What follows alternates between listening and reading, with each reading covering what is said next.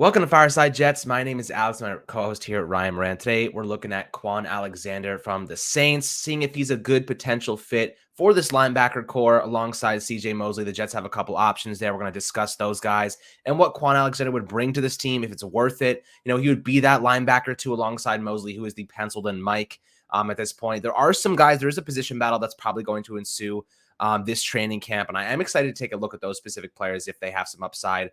What is that? I know Jamie, I think his name is Jamie Sherwood, tore his ACL last year, I believe. So he's coming back from that, definitely a long journey, a long road to recovery, but he seems to be doing well so far, according to head coach Robert Saleh. And now we're looking at potentially bringing another guy to the mix to see if he can compete and win that job. Now, it would be a pretty cheap contract, so it might be worthwhile. It could be there's a justification argument to make that Kwon Alexander would bring a ton of value to this team with his experience. But what are his strengths and weaknesses? We'll break those down for you guys. Before we do so, Ryan, how you doing today, my friend? Doing great, Alex. I appreciate it. Kwon has been someone who's been discussed, for about even dating back to last year, to the Jets when obviously the team hired Saleh and, the Jets have had some concerns at linebacker, really the last couple of years, post like that DeMario Davis, Avery Williamson run. And, CJ Mosley obviously is the main guy. He was the Curtis Martin team MVP last year. Is getting up there in age, but, still a steady, reliable contributor, great leader, someone who pre-snap can get his guys, lined up and, knowing their assignments. And, the rest of the group is pretty fascinating. All off season, it's been a discussion point for Jets fans, in free agency, in the draft. Would they invest any sort of resources really in a linebacker? And they did minimally. When you look at the free agency pool, it was like the third wave. They signed Marcel Harris, who has familiarity from San Francisco with Saleh, and then they didn't spend any draft pick. I mean, there were a couple of opportunities. A lot of fans were wondering about Nakobe Dean at some point in the mid rounds, but they only ended up with DQ Thomas as an undrafted free agent. We'll discuss both him and Harris in depth and the other three linebackers they have, and why.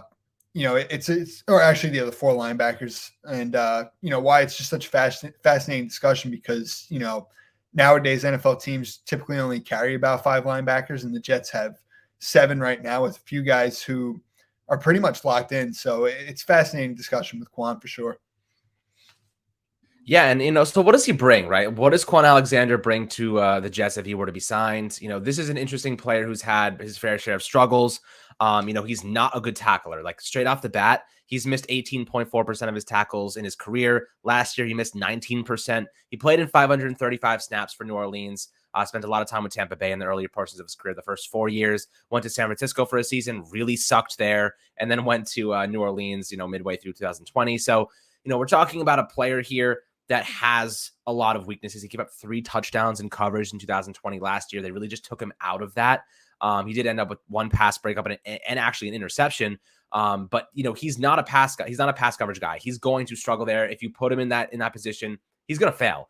And ultimately, what New Orleans did with him, which was kind of interesting, is they used him more as a pass rusher than he ever was previously in his career. He spent 85 snaps last year as a pass rusher, and the second highest was 64 in 2020. So clearly New Orleans said, we actually see some attributes here that could be relevant to our pass rush. He ended up with 4 sacks, 4 QB hits, and 9 quarterback hurries.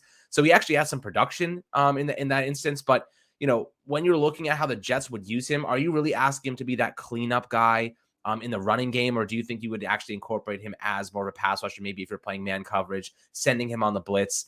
You could do some different things with Kwon, but if you're really relying on him to be a run-stopping linebacker, you're gonna probably not like it. He's not a good tackler. He misses a lot, so you can make the argument that maybe he would just be a competitor. He might not even win the starting job, to be quite frank. But when you're looking at him, how do you think the Jets might utilize Kwon? I think, like you just said, using his speed. I mean, it's really always been his calling card when he thrived with the Bucks, when he got that big 4-year contract with the 49ers, whether it's going from sideline to sideline, making plays, or like you said, as a blitzer, using him in that way. It's very interesting because the Jets' run defense last year was bottom 5 in football. They were dreadful. They had some really bad performances. And that's really, the concern, I think, at linebacker opposite CJ. You have somebody in Quincy Williams who offers you great speed. He's physical. He at the point, he can bring guys down, but he will whiff on some tackles as well. And, isn't great in pass coverage either. So, Jamie and Sherwood is, I think, the one guy, who would really be nice. They've spoken highly on him and just his intangibles, how smart he is.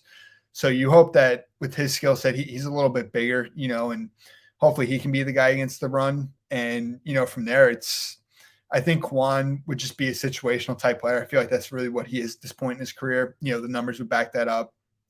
The fact that the last 2 off seasons, he's kind of just been out there like this, and the contract he got last year, I don't think he would get very much this year. I think, it would probably be a veteran minimum, very incentive based, just based on the type of role, the snaps, and the production. So I think his role, obviously would just be with the familiarity with Salah and just using his speed, to get pressure on the quarterback, I think would really be ideal.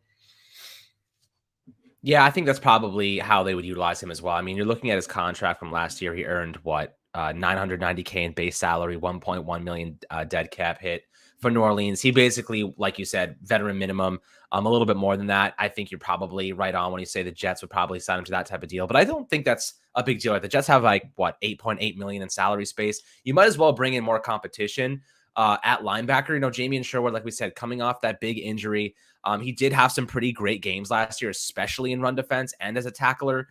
He only has 139 snaps to his name as a professional, but he looked good in run defense. And that's where the Jets need some help there. CJ Mosley can do it all. He is your Mike linebacker. He is your run stopper. He can drop back into coverage. He can blitz when need be.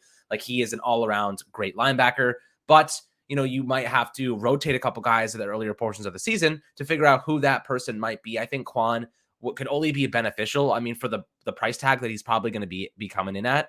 You have a good coaching staff. I'm sure Robert Saleh has experience with him already since they did spend time together. Him and Saleh were there 19 and 20. The year they made 20. Bowl, that defense was really good in 2019. He was a part of that. Okay. So they do have some camaraderie there. I have to say though, if they really wanted Kwon, I think Saleh probably would have already got him. Since he has that experience with him, he knows what type of player he is. He knows what system he fits the best. In the fact that he's still on the free agent market, the Jets haven't got him for a minimum deal. I mean, that's not a big deal for them. They have the cap space. Clearly kind of insinuates that they're probably not going to go down that route. But I will say they probably want to get a better look at Jamie and Sherwood. They probably want to get a better look at Nasir. They want to get a look at some of these guys, the competition battle that is about to ensue. And see, if it's weak, if things aren't looking as good as they hoped, then bring in Kwon. What's the harm? It doesn't seem like any team is really like intrigued by him right now. Otherwise, he'd be on a roster. Do you think that kind of that train of thought makes sense? That I feel like he probably would be here already if Saleh wanted him. 100%. And like I said, this even dates back to around this time last year. When he was kind of just sitting out there on the market, the Jets had some unknowns at linebacker. I want to say they had an injury to Jared Davis, and it was before they had even gotten Quincy Williams. That was shortly before the start of the season. So, I think he is out there for a reason.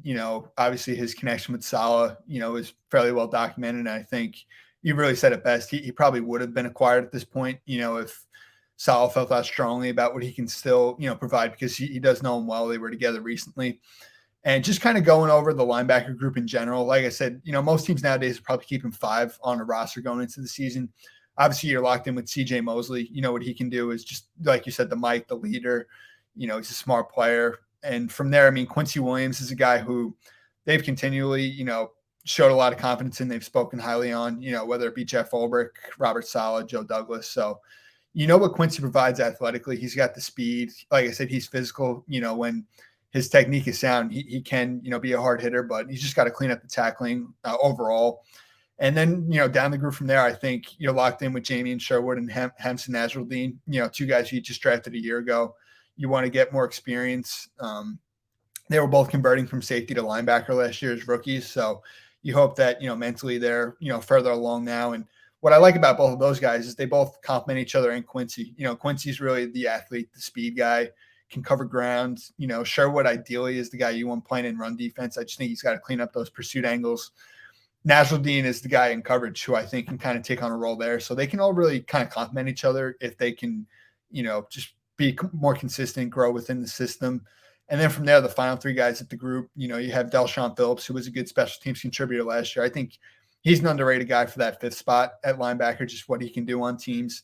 like I said, they obviously brought in Marcel Harris, who has some experience with Saleh in San Francisco. Another guy who was a safety converted to linebacker.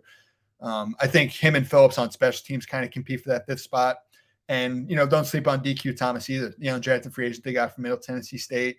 Highly productive player with a lot of experience. Has good speed, good athletic ability. He's just not really the biggest, but the Jets did give him a pretty hefty amount of guaranteed money. And they did a similar type of thing last year with guys like Isaiah Dunn and Kenny Yeboah, who they signed as undrafted free agents. And, Yeboah was on the practice squad a lot last year, was with the 53-man roster down the stretch, and Isaiah Dunn was with the team all of last year. So I think DQ Thomas is probably a bit of a sleeper as well, for that fifth linebacker spot. So when you really just go over the group in general, I just, like you said, the depth, the competition, the experience, Kwon is still only 27. I think there are some, good things he can provide, but overall, I think you said it best. Unless there is an injury or something, I just don't really see it happening at this point in time. Yeah, and I also throw in this argument to make, before we wrap up this video, is that why not go with your young guys? Nasir, and then you have Jamie and Sherwood both going into their second years. You might as well, how do you say his last name? Nasirildeen. Nasirildeen. Okay, that name is totally throwing me off. Wow. Okay, so Nasirildeen and Sherwood, those two guys going into their second seasons, you may as well roll with that. The Jets are not going to be a Super Bowl contending team this year, right? You're still in the rebuild process. Give those guys the chance to develop. See if they become actual starters alongside CJ Mosley. Maybe even replace CJ Mosley down the road. That is the whole point of this second season, taking the step forward, giving those guys more reps, seeing if they take hold and really lock down those starting jobs. So I think it's probably more beneficial to go with that, especially if you trust your coaching staff, which I do believe Robert Saleh does. So I think that probably will be the way that they go about this. But I kind of agree with you. There's a lot of talent there. Let them compete it out. Let them battle it out. It seems like they have the right mentality and mindset. I think that they will find the right options there without having to go out and sign a guy like Kwon Alexander unless injury becomes a prevalent nature, and then you have to make that unfortunate decision. But if you enjoyed this video, make sure to like and subscribe below on the YouTube channel below. As always, make sure to leave a comment as well. We'd love to converse with everybody and have your thoughts and your ideas and opinions. So if you think Kwon Alexander would be a good signing for this team, let us know in the comments. We'd love to hear what you have to say and what you think. But we'll catch you guys on the next Fireside Jets video, and have an awesome rest of your day.